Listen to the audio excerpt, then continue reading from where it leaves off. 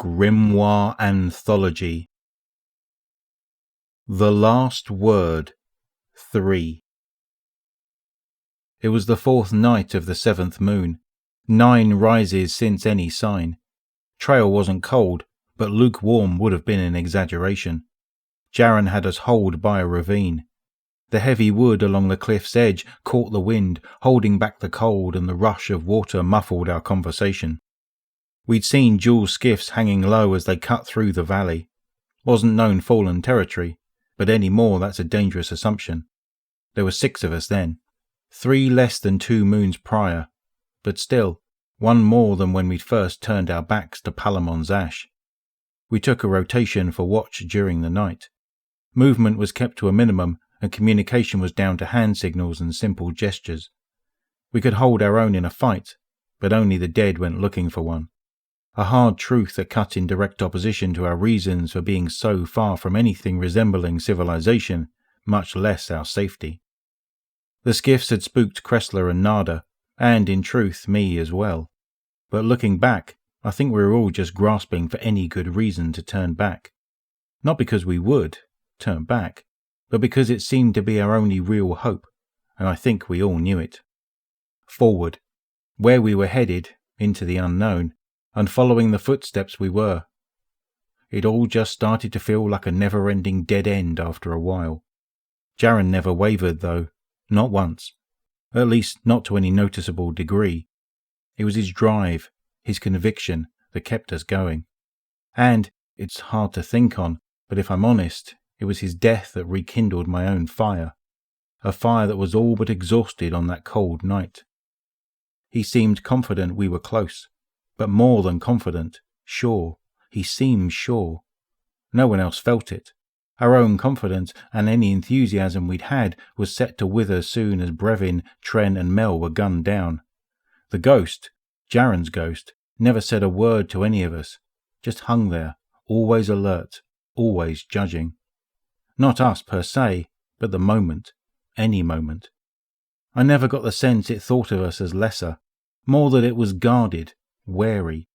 We knew it could speak. We'd overheard them a few times, just brief words, and no one ever pressed the subject. From time to time I caught its gaze lingering on me, but always assumed the attention was a result of the bond Darren and I had. He was a father to me. At the time I didn't know why he'd singled me out as someone to care for, someone to protect. After all the loss, I welcomed it.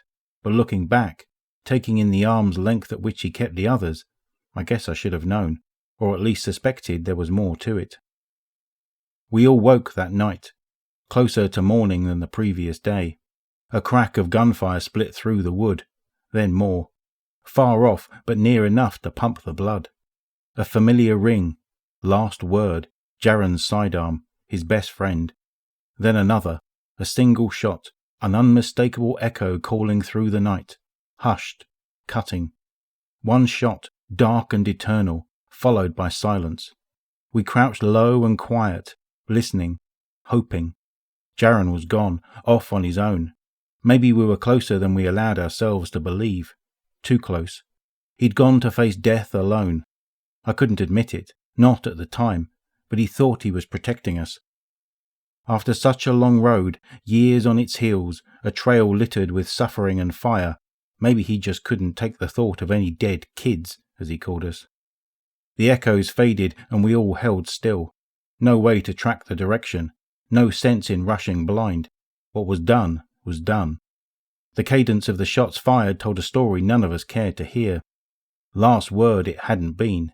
But somewhere in the world, close enough for us to bear absent witness, but far enough to be a dream, Darren Ward lay dead or dying, and there was nothing to be done. Hours passed. An eternity. We held our spot, but as the sun rose the others began to fade back into the world. Without Darren there was nothing holding us together, no driving force. Vengeance had grown stale as a motivator. Fear and a longing to see more suns rise drove a wedge between duty and desire. By midday I was alone. I couldn't leave. I wouldn't. Either I would find Darren and set him at ease, or the other would find me, and that would be a fitting end. Death marching on. But then, emotion, quick and darting. My muscles tensed and my hand shot to the grip of my lead slinger. Then a confirmation of the horrible truth I had already accepted, as Jarren's ghost came to a halt a few paces in front of me. I exhaled and slumped forward, still standing, but broken. The tiny light looked me over with a curious tilt to its axis, then shot a beam of light over my body, scanning me as it had done the very first time we met. I looked up, staring into its singular glowing eye, and it spoke.